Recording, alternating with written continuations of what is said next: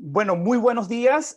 Nuestra entrevista de hoy es con el senador Felipe Kast, senador por la región de la Araucanía, del partido de Evópoli. Muchísimas gracias, senador, por su tiempo el día de hoy. Muchas gracias a ti, Víctor, y saludo a toda la comunidad venezolana. Un abrazo gigantesco, mucha fuerza y gracias por invitarme a conversar contigo el día de hoy.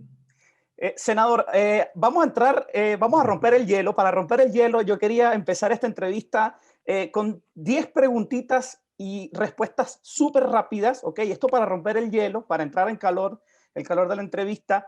Yo le voy a hacer algunas preguntas muy breves y quiero que usted me responda de forma muy breve para comenzar, ¿ok? Ok, Un color, azul, ¿ok? Una película, corazón valiente, un libro, el hombre que amaba a los perros, del gran Leonardo Padura, gran escritor cubano, que le recomiendo muchísimo.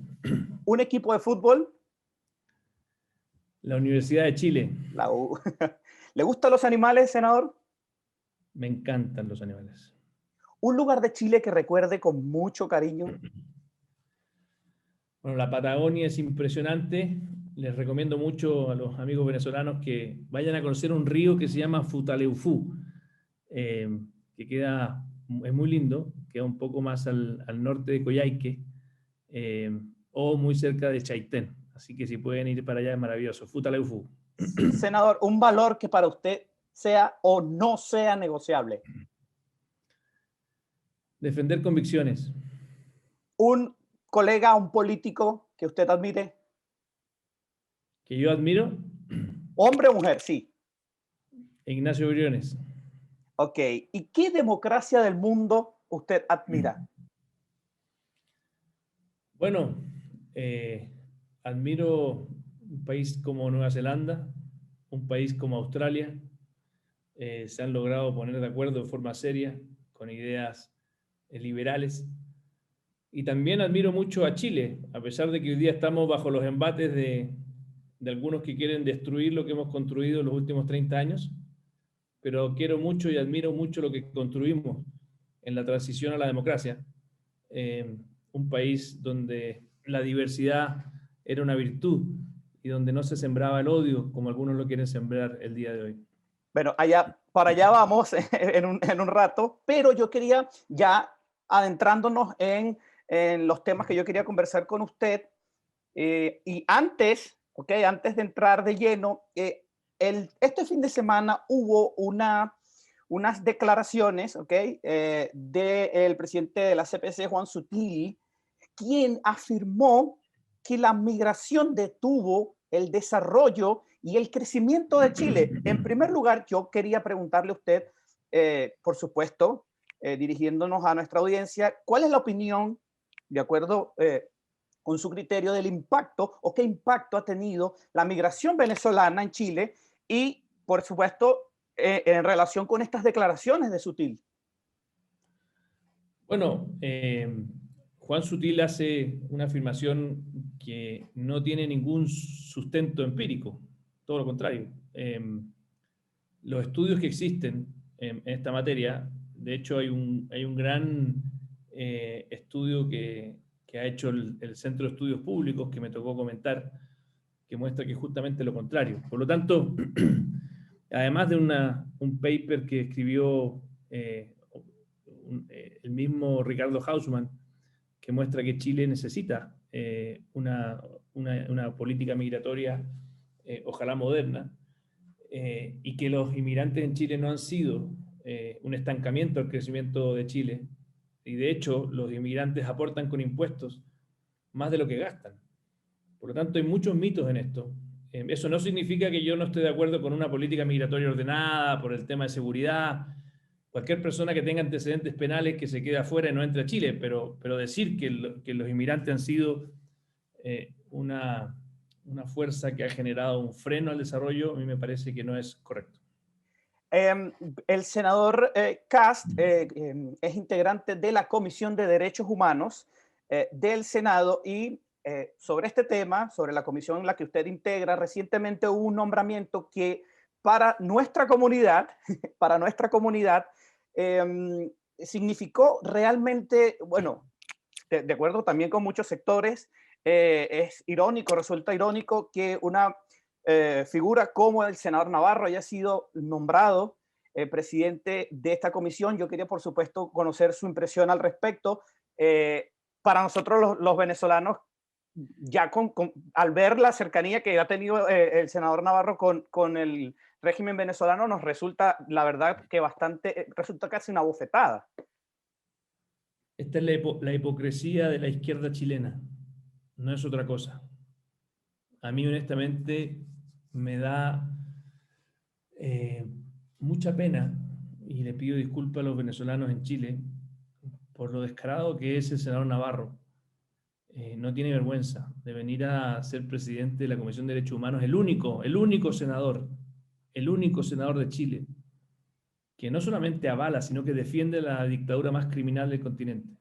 Y no dicho por mí, que lo vengo diciendo hace mucho tiempo, dicho incluso por la expresidenta Bachelet, alta comisionada de los derechos humanos, y que documenta el nivel de torturas, de asesinatos y de crímenes de lesa humanidad que está cometiendo y sigue cometiendo Maduro en Venezuela. Entonces, yo les pido perdón, yo me opuse, de hecho, no solamente me opuse, se lo dije en su cara a Navarro, que era un cara dura por venir a querer ocupar ese asiento. Yo ya en su minuto lo había censurado en el pasado, pidiendo su destitución, y ahí vemos a la izquierda que se llena la boca de los derechos humanos y al momento de votar termina defendiendo al único parlamentario que avala la dictadura, no solamente de Maduro, también la dictadura de los Castros en Cuba. Ahora, senador, usted comentó hace unos minutos, habló de la situación de las expulsiones o, bueno, o de los ingresos clandestinos a Chile, ¿ok? Obviamente, desde el punto de vista de los derechos humanos, algunos sectores políticos han señalado que no se están siguiendo los debidos procesos para estas expulsiones. Sin embargo, algunas personas no conocen que muchas de estas se están realizando con personas o se está enfocando en personas con antecedentes penales, como usted comentaba, y muchas de ellas no fueron expulsadas precisamente por haber presentado ciertos niveles de arraigo con el país. Sin embargo, bueno, en el artículo transitorio octavo de la nueva ley de migraciones dispone o se dispone de 180 días para estas personas. Yo quería que usted me diera su impresión al respecto sobre los últimos, o sobre todo el último proceso, porque fue uno de los que hizo, o de los que tuvo más revuelo mediático, el último que se hizo, el primero incluso de 15 vuelos que arrendó el gobierno para este proceso. A ver, el gobierno tiene todo el derecho del mundo, bajo la ley, de poder hacer expulsiones, y lo que sí tiene que hacerlas con las justificaciones debidas. Si hay alguien que piensa que eso no es así, bueno, por suerte en Chile tenemos democracia y tenemos jueces, y tenemos un sistema donde uno puede apelar. Si a mí, eso es lo lindo de la democracia y eso es lo triste de las dictaduras. Si tú piensas que el gobierno algún día se va a equivocar, bueno, tienes dónde ir. Y hay un tercero, un árbitro, como el VAR en el fútbol, para decir, sí, usted se equivocó, usted no. Coño, pero eso no existe en otros países. Entonces, en otros países donde hay dictadura, como en Venezuela, donde si tú tienes que reclamar, es como que te digan a la FIFA, no hay nada que reclamar. Y Entonces, yo creo que es positivo que el gobierno haga uso de sus facultades, pero obviamente si es que hay algún error alguna vez, la ciudadanía y la sociedad civil y todos tenemos el derecho a poder vigilar que haga bien su trabajo. Senador, bueno, usted hacía referencia al tema de los derechos humanos. Mi pregunta era si usted cree que los derechos humanos en Chile están siendo politizados, sobre todo por hechos como el reciente proceso de expulsión, desde donde diversos sectores políticos se han estado quizás usando para atacar el proceder del gobierno en este sentido. Los derechos humanos siempre son utilizados políticamente y eso es una desgracia. Y lo que plantea Evópoli, el partido al cual pertenezco, es justamente lo contrario, que los derechos humanos no debieran ser ni de izquierda ni de derecha, debieran ser patrimonio de todos. Las dictaduras nunca son buenas. porque en democracia siempre tenemos la suerte de que si el gobierno es malo, en 4 años podemos elegir uno mejor, cosa que no puede hacer Cuba, cosa que no puede hacer Venezuela. Además, tenemos no solamente eso, tenemos la libertad de poder recurrir a tribunales, hay libertad de expresión, hay ciertas garantías mínimas. Entonces, yo sí creo que la izquierda está haciendo un uso completamente antojadizo de los derechos humanos, silenciando la voz en lo que ocurre en otras partes y tratando de atacar con mucha fuerza al gobierno del presidente Piñera. Gobierno que además ha tenido un compromiso muy importante para poder hacer las reformas necesarias para que se respeten siempre los derechos humanos. Nunca ha negado que puedan existir vulneraciones de los derechos humanos, y la gran diferencia es que si es que existen, tú vas a tribunales para que el que cometió esa violación de los derechos humanos en Chile, en cualquier parte, cualquier policía, cualquier uniformado, tenga que enfrentar la justicia. Y esa es la gran diferencia de un país donde hay Estado de Derecho y democracia, de un país donde finalmente lo que hay es autoritarismo. Senador, usted hacía referencia y claramente está, por supuesto, demostrado en la historia, 30 años de crecimiento, Chile se ha convertido en un país de oportunidades en la región, pero ¿cómo es que recientemente se ha visto tan vulnerable por lo que pareciera ser de verdad un plan de este sector político? Primero lo pudimos ver con el estallido social, aunque las demandas a nivel social han sido legítimas, pero sí se presentaron ciertos sucesos que desvirtúan quizás el motivo de la protesta. Obviamente también todo esto ha conducido a lo que es el futuro cambio de la Constitución. ¿Cuál es su visión al respecto?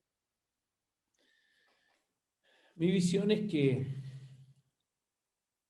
los chilenos, la gran mayoría, se oponen a la violencia con mucha fuerza, se manifestaron pacíficamente, pero hay no sé, un 5% de los chilenos que son de extrema izquierda, muy cercanos al anarquismo, y que desgraciadamente son los que avalan la violencia, son los que promueven la violencia, y la izquierda chilena no se ha atrevido a enfrentarlos.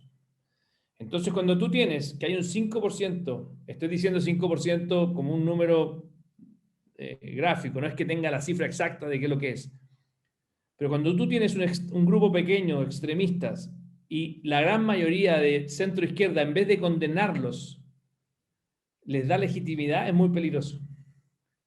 Es como si nosotros, los de centro derecha, empezáramos a darle legitimidad a los que son de extrema derecha que promueven la violencia.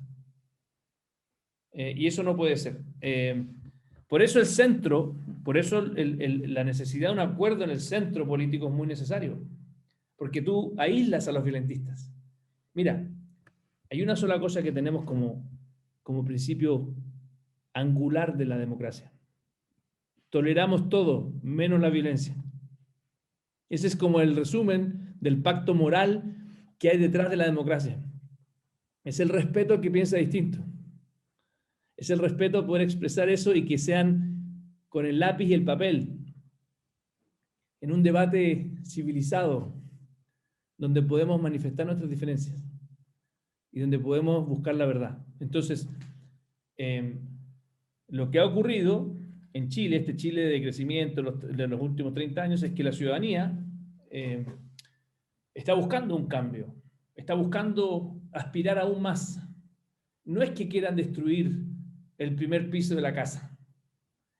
La ciudadanía lo que quiere es mayor cohesión social, mayor unidad nacional, menos injusticias, y por lo tanto esto es un tránsito exigente, es una transición, es una crisis de la cual podemos salir fortalecidos si hacemos las cosas bien, o de la cual podemos salir debilitados si hacemos las cosas mal. Ahora, senador, esta siguiente pregunta está quizás un poco relacionada con la anterior, también está relacionada con esta semana, ¿okay? Con una medida que se implementó esta semana. Hoy inició el tercer retiro de los fondos previsionales.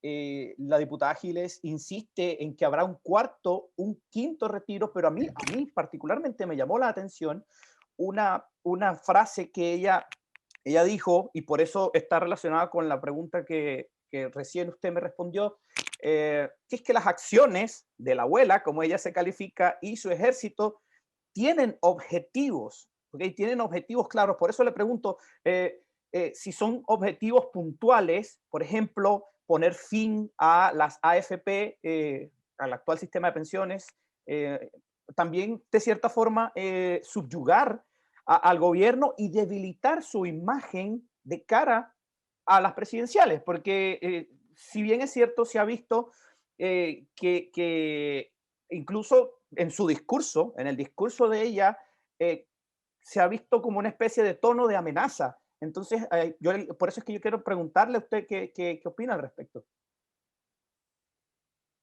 A ver, yo creo que ella tiene primero un objetivo que es tratar de figurar mediáticamente. Ella viene en la farándula y por lo tanto lo que busca es ganar popularidad. Ese es su primer objetivo. O sea, el primer objetivo de Pamela Giles se llama Pamela Giles y su pareja. En el fondo es un emprendimiento familiar. Y lo segundo objetivo es obviamente, creo yo, ella encontró un artefacto, que de hecho hay que ser preciso, ella ni siquiera se le ocurrió los retiros, se le ocurrió a otro diputado, pero ella fue la que tomó el protagonismo. Y ella encontró un artefacto muy útil, porque había un bolso de plata ahí, que estaba pensado para las pensiones, y ella encontró cómo sacarlo, ese bolso de plata. ¿Ya? Que eso a mucha gente le dio mucha esperanza. Dice, mira, yo no la veía, o yo me voy a jubilar en 30 años más y yo quiero mi plata ahora. Y eso es muy liberal, o sea, ¿quién no quiere tener sus recursos? O sea, son míos, dénmelo. ¿Por qué no? El problema, y eso está bien, eso es legítimo, o sea, es legítimo que la gente quiera eso. Y es muy necesario. Hay muchas familias de clase media que no logran llegar a fin de mes, que tienen muchas deudas. Y esa es la parte positiva del retiro. El problema que tiene el retiro es que lo que no les cuenta Pamela Giles, ni nadie de los que lo promueve, es que pasado mañana, de hecho ya se van a retirar 50.000 millones de dólares. Para que quienes están aquí nos entiendan, el presupuesto de todo el Estado de Chile entero son 70.000 millones de dólares al año. O sea, estamos hablando del orden del 80% del presupuesto de todo el país en un año, que se saca en un soplón en 4 meses. Entonces, ¿qué es lo que no te cuenta ella? Que este va a ser el préstamo más caro que pueden haber tomado cualquier chileno. ¿Por qué? Porque cuando termine esta historia, este baile de máscaras, los mismos políticos que promovieron el tercer retiro y el segundo y el primero, le van a decir a todos los chilenos, oigan, ¿saben qué? Necesitamos plata para sus pensiones. Y ustedes van a decir, pero ¿cómo? Si yo la acabo de retirar y estoy feliz con ella. Sí, pero eso era por ahora, pero yo necesito que ustedes que tengan pensiones. ¿Y qué es lo que van a hacer? Le van a cobrar todos los meses de por vida, le van a meter la mano al bolsillo y antes de que reciban sus sueldos, les van a cobrar un impuesto a esas mismas personas. El que gana 500.000 pesos, le van a sacar de su bolsillo 50.000 pesos. Eso significa, calcula tú, 50.000 pesos todos los meses, te da, en 10 años, son 6 millones de pesos. Entonces, una persona que sacó 1 millón o 2 millones por el retiro, va a terminar pagando 6 millones de devolución al Estado. Y lo peor de todo, y con esto termino, es que a diferencia como es hoy día, donde esos recursos son tuyos, esos 50.000 pesos mensuales se lo quieren dar al Estado y no van a ser tuyos. Se lo quieren dar simplemente al Estado, por lo tanto tú, con suerte lo vas a ver si es que el Estado tiene plata en 50 años más. Ahora, ayer, perdón, ayer, domingo, el senador Guido Girardi, él hablaba, o él también dijo una frase que a mí me llamó bastante la atención, que es que la izquierda no tiene visión a futuro. Me llamó la atención precisamente por el partido al que él pertenece, pero también hizo referencia a que hay figuras precisamente también relacionado con lo que usted comenta, que hay figuras que están apostando solo a la inmediatez. Usted lo expuso claramente, pero hay figuras que están apostando por la inmediatez precisamente porque estamos en año electoral, o quizás puede ser porque estamos en año electoral y que sea un objetivo. Ahora, ¿cuáles pueden ser, de acuerdo con su criterio, cuáles pueden ser las consecuencias políticas de que el gobierno en los últimos meses ha sido más reactivo que propositivo? ¿A qué me refiero? Me refiero a el último, al gobierno por parte del presidente no le quedó de otra que retirar su proyecto, ¿ok? Y promulgar el que se venía manejando desde el Congreso, del tercer retiro, y, y se ha visto esta tendencia en los últimos meses. ¿Cuáles pueden ser las consecuencias políticas, de acuerdo con su criterio, de esta reactividad?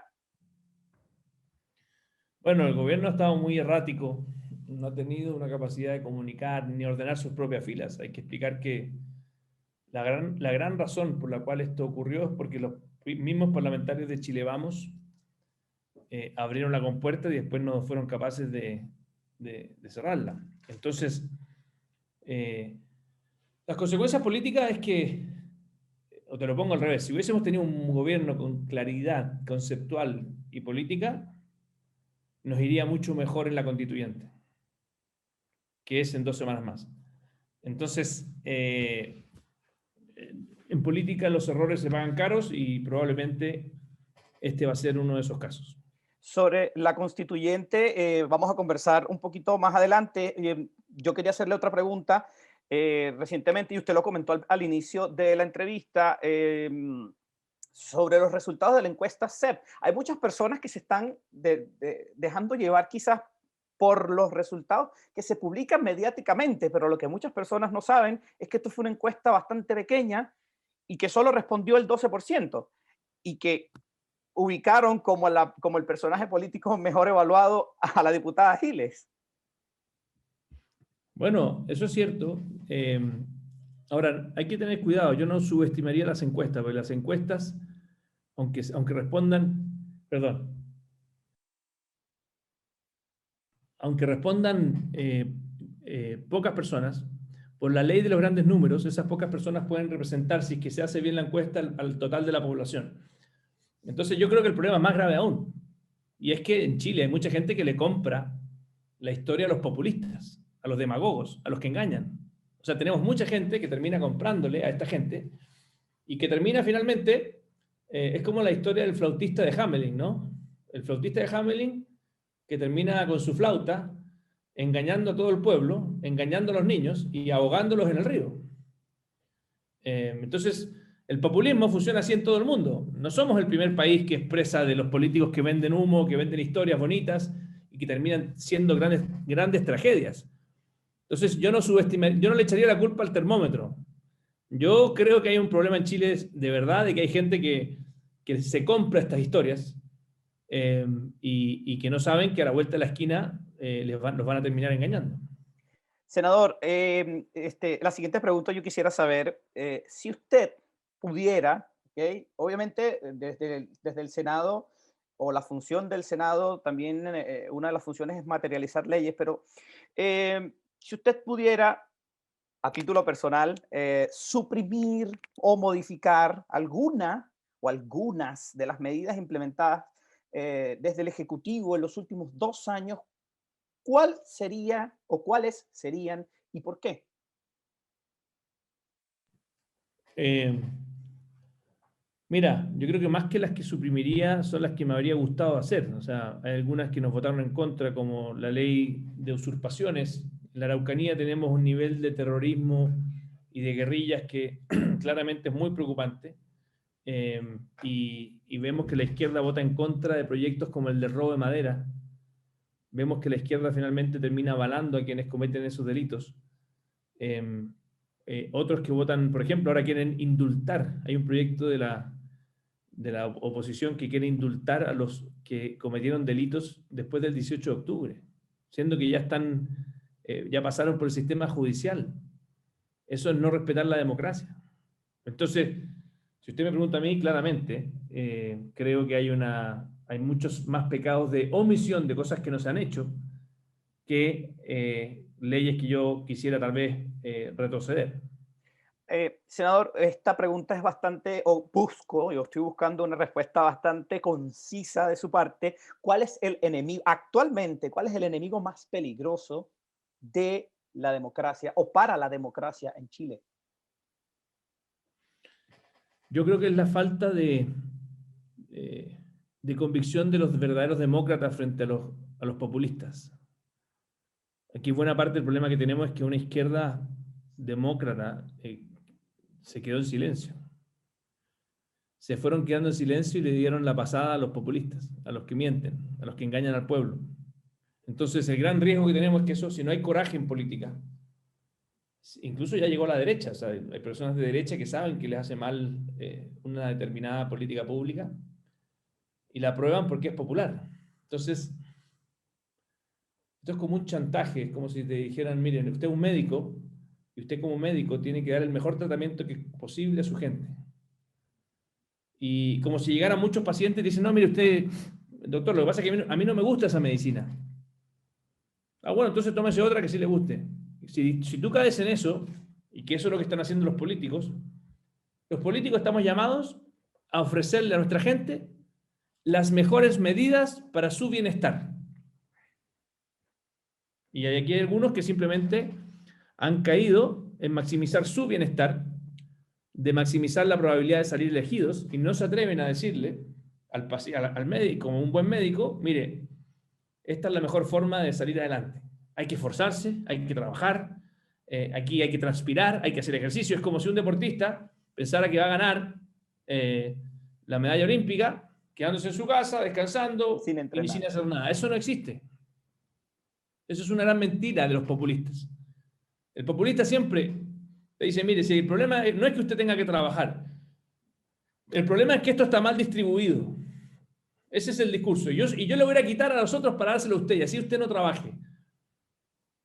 Compadre, esa historia es más vieja que el hilo negro, y lo que necesitamos es justicia, pero justicia en el trato, en la dignidad, en las oportunidades. No sembrar el odio entre unos y otros, y que finalmente lo único que hace es traer más pobreza y más tristeza a las naciones.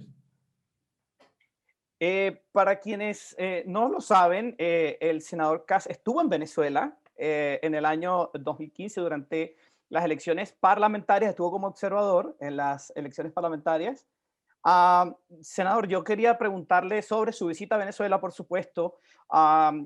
¿Qué le llamó la atención? O bueno, todo el mundo, y usted mismo lo indicó al principio de la entrevista, pero ¿qué le llamó la atención del proceso electoral en Venezuela? ¿Ok? ¿Cómo lo compararía con respecto al chileno? Y cómo, bueno, ya no los dijo, pero digamos, cómo definiría usted el sistema de gobierno que hay actualmente en Venezuela? A ver, primero decirte que cuando ganó la oposición en la Asamblea Nacional esa vez, voy a serte muy sincero, yo lloré de alegría pensando que había una esperanza de restituir la democracia en Venezuela, como si fuese mi país. O sea, fue muy emocionante. Y después de ver que ese resultado que le costó muchísimo a la oposición conseguirlo con los votos, terminó siendo aplastado por la decisión autoritaria del dictador de formar una asamblea designada por él, con reglas del juego designadas por él, donde al final el Tribunal Supremo fue básicamente monopolizado por él. Lo que tienen ustedes en Venezuela es la privatización de un país. Y la privatización no solamente del país, sino que además con vínculos, desgraciadamente, no solamente con la realidad interna muy dolorosa de matar la democracia, sino que además con vínculos y con acusaciones muy graves que están siendo vigiladas por organismos internacionales con acciones ilícitas. Por lo tanto, ustedes tienen una dictadura muy compleja, muy sangrienta, con métodos de represión brutales y que funciona en forma muy similar a la de Cuba. Yo viví un año en Cuba, estudié marxismo en la Universidad de La Habana. También fui detenido en Cuba por marchar junto a las damas de blanco. y por lo tanto sé lo que hacen estos tipos al que piensa distinto. Y no es solamente lo que hagan ellos, lo hacen todas las dictaduras. Entonces ustedes tienen una dictadura donde desgraciadamente la comunidad internacional somos muy buenos para reclamar. Incluso, bueno, yo fui a la Corte Penal Internacional a denunciar a Maduro cuando era diputado, y ese proceso ha ido avanzando, pero la comunidad internacional ha sido completamente inoperante en su capacidad de poder devolverle la democracia a los venezolanos. Completamente inoperante. O sea, esto es un fracaso de toda la humanidad. El que cuando un grupo organizado es capaz de tomarse un país por la fuerza, con las armas, la comunidad internacional termina mirando para el techo. Y es muy complejo porque esto ocurre con el auspicio de muchos o con el silencio de muchos. Y para serte muy honesto, yo no soy optimista de que la comunidad internacional tenga la valentía y el coraje de poder tomarse más en serio lo que significa devolverle la paz y la democracia a un país. En cuanto a eso, senador, claro, se ha visto un estancamiento, como usted comenta, digamos, de lo que pudiera ser la influencia de la comunidad internacional en una salida democrática en Venezuela, o que se restaure la democracia eh, desde muchos países que pudieran ser clave en esta acción. Se han hecho declaraciones, sobre todo que no va a haber una intervención, eh, digamos, radical para un cambio del gobierno en Venezuela. Desde el gobierno de Chile se ha vuelto a hablar, ¿ok? Desde las instituciones legislativas, desde el núcleo del gobierno, se ha vuelto a hablar de alguna medida de apoyo, de auxilio a lo que sería esta transición democrática en Venezuela. A ver, yo te insisto, creo que falta mucho coraje y mucha convicción para tomarse en serio lo que significa devolverle la democracia a los países que están en dictaduras. Yo creo que fue muy positivo cuando el presidente Piñera estuvo dispuesto a arriesgarse y viajar a la frontera para promoverlo. Pero no han habido una estrategia clara de cómo hacerlo, de cómo forzar la caída de la dictadura. Yo no soy experto en temas internacionales, pero sí soy experto en políticas públicas, y te puedo decir, yo no soy muy optimista hoy día con la situación actual que la comunidad internacional finalmente tenga los pantalones para poder realmente enfrentarse a este dictador. No lo han hecho con Cuba, ya se ha avanzado muchísimo tiempo en Venezuela, y desgraciadamente muchos políticos internacionales prefieren evitarse los problemas que enfrentar los problemas. Senador, volvamos a Chile, ya entrando en la fase final de nuestra entrevista. Hay una preocupación tremenda en la comunidad venezolana que reside en Chile sobre lo que es el escenario constitucional, tomando en cuenta que estamos en año electoral. ¿Cómo dibuja usted este escenario para el corto, mediano y largo plazo, por supuesto, en Chile? ¿Hay miedo del resultado o de lo que de las personas, de las figuras que puedan resultar electas en esta convención constituyente? Bueno, vivimos un punto complejo, pero yo creo que más que quedarse lamentando o pensando que esto es riesgoso o no, obviamente la democracia siempre es un riesgo. Las dictaduras no son un riesgo para el dictador, son un riesgo para el resto. Las democracias son un riesgo para todos, pero tienen la cosa bonita de que al final es la gente la que elige el futuro de su país. Y por lo tanto tenemos que hacernos cargo de eso. Y con las herramientas democráticas poder promover nuestras ideas. Y eso es lo que estamos haciendo de Evópoli. En todo Chile tenemos candidatos de Evópoli para constituyente. Y vamos a defender una constitución democrática, una constitución que sea liberal, que sea una constitución de todos, ni de izquierda ni de derecha.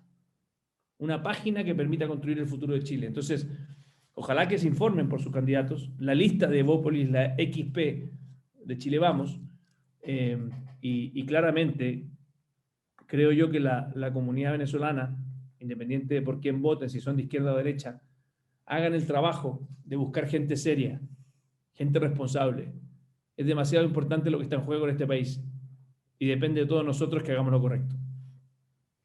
Senador, ¿cómo usted considera, la semana pasada hubo una reunión entre los poderes del Estado, el gobierno, el Senado, la Cámara de Diputados, ¿cómo se le dará forma a esta agenda de mínimos comunes, tomando en cuenta, eh, digamos, la celeridad que debería haber para la ejecución de esta agenda de mínimos comunes, que sería quizás avanzar la metodología para una implementación de renta básica universal, lo que es el apoyo a las pymes, las reformas tributarias, las exenciones tributarias, y el resto de medidas sanitarias que resulten de toda esta agenda de mínimos comunes?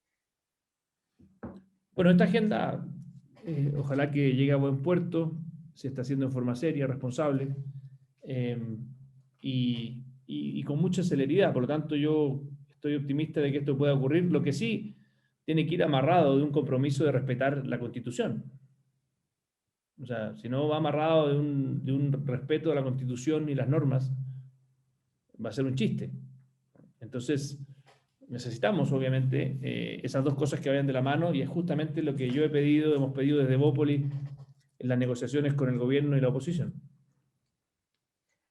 Senador, de aquí a, o sea, se ha hablado mucho, y aquí quiero su punto de vista, se ha hablado mucho de que una de las misiones, de los objetivos de los sectores de izquierda es la salida del presidente, pero yo le quería consultar sobre este escenario de gobernabilidad hasta el 11 de marzo del 2022, que es cuando el presidente tiene que entregar. ¿Cómo se va a manejar desde los sectores de la política de Chile lo que es la gobernabilidad, tomando en cuenta que hay una constante presión desde la Cámara de Diputados con a la aprobación de distintos proyectos, igualmente desde el Senado? ¿Cómo se va a manejar o cuál sería el ambiente de gobernabilidad hasta esta fecha?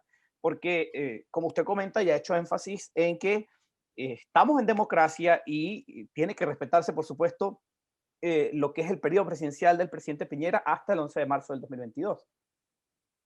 Mira, yo estoy optimista de que eso no va a prosperar, pero lo que sí es muy preocupante de que exista un 30% de los parlamentarios que sí buscan eso. O sea, que quieren transformar a Chile en una república bananera donde básicamente jugamos a los gallitos de cómo hacerle daño al del frente en vez de buscar lo mejor para Chile. O sea, yo no voy a avalar nunca una derecha que busque sacar a un presidente democráticamente electo simplemente porque no me gustan sus ideas, sin ningún argumento constitucional serio. Y si hay alguien que ha tratado de cumplir la Constitución ha sido justamente el gobierno. Los que no han cumplido la Constitución son los congresistas. Entonces, lo que debiéramos tener en realidad es un sistema para poder sacar del Congreso a los congresistas que no cumplan la Constitución. Y no tenemos eso. Tenemos simplemente un mecanismo para poder sacar al presidente, pero los congresistas pareciera que fueran unos reyes, que nadie los puede tocar. Es increíble. No, sí, claro, y sobre todo con esta iniciativa de la acusación constitucional que se está manejando en contra del presidente, eh, parece no, se ve bastante claro cuál es el propósito si lo conectamos con el resto de las arremetidas que se han presenciado en los últimos, quizás en el último año. ¿Cree usted que la situación derivada de la pandemia también ha sido utilizada políticamente? Por supuesto que sí, hay muchos parlamentarios que simplemente no reconocen los esfuerzos del gobierno en materia de vacunas, de nada. Les da lo mismo mira, les da lo mismo la realidad.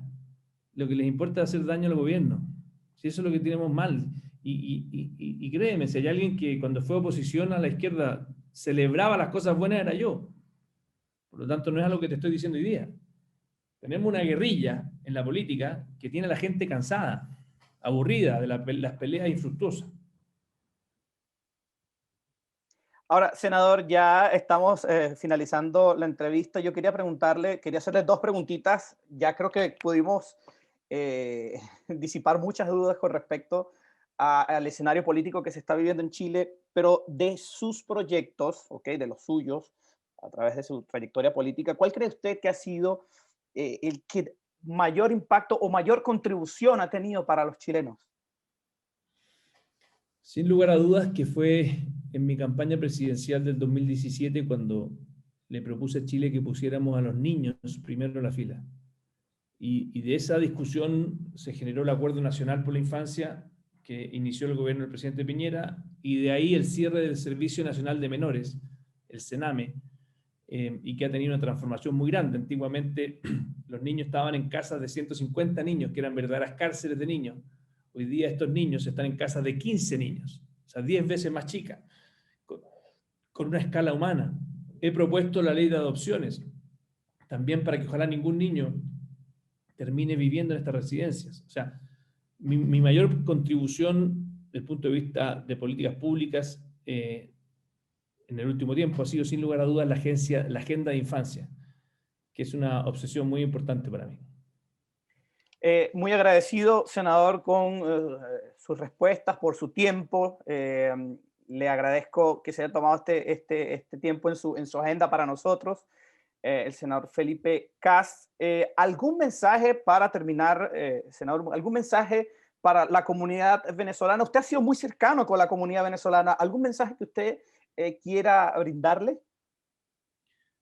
Simplemente que cuidemos Chile y que nos ayuden a cuidar Chile, porque ningún país está libre de poder caer en una pendiente similar a la que ustedes sufrieron en Venezuela. Quizás la sufrieron 30 años atrás, 20 años atrás, cuando empezaron a ver los primeros síntomas, y quizás muchos de ustedes no reaccionaron a tiempo. Bueno, reaccionemos a tiempo en Chile para cuidar nuestro país, y eso no significa oponerse a los cambios. Es simplemente que los cambios sean bien hechos, sean consensuados, sean bien pensados, y que erradiquemos de Chile cualquier cultura del odio y de la violencia que algunos sectores de las extremas izquierdas y extremas derechas les encanta promover. Muchísimas gracias, senador Kast. Muchísimas gracias a todos los que están viendo este material. Así que bueno, esto va a estar disponible en todas nuestras redes sociales, en nuestras plataformas también. Voy a parar la grabación a que ya para unas palabras finales con usted. Muy agradecido y bueno, espero que conversemos en otra oportunidad. Te felicito, Víctor, por lo que haces, y muy importante agrupar a la comunidad venezolana. Son un grupo maravilloso para Chile, así que un abrazo grande a todos.